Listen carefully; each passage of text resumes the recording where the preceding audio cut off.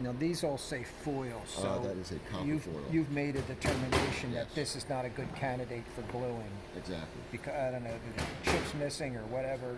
How it fits together.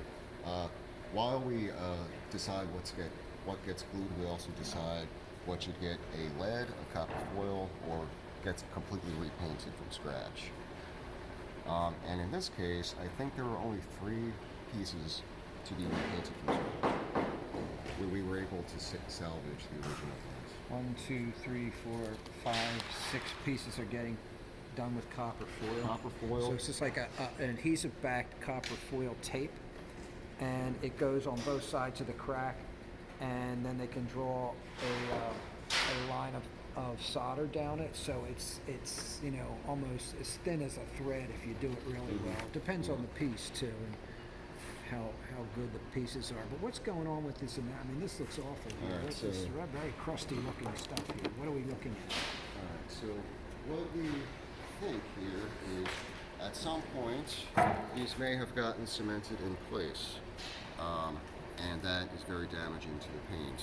So this was fired very high. I can tell that because the glass has almost melted. Like this would have had a sharp edge when it was cut, and it's rounded off here. But what I'm really looking at is this here. This was enamels that were put on the window and fired. And enamels are not like the vitreous paint that we use on most windows where it fires at about 1200 degrees.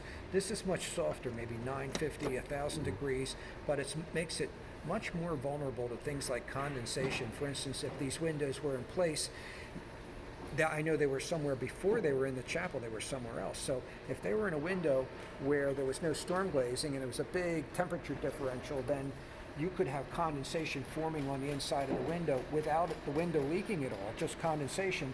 And that acidic condensation is enough to start eating this enamel away. And that's what has happened here. It's happened a lot throughout the window. Then we find that over the years, people come along with like house paint or cold paint, oil paints, whatever, and decide they're going to touch the window up and improve it, which complicates our life even more. So we have to decide what we're going to do with this and how we're going to try to make this look as good as it can possibly look. The best thing that we've decided on is we are going to get rid of anything that is going to eventually come up on its own.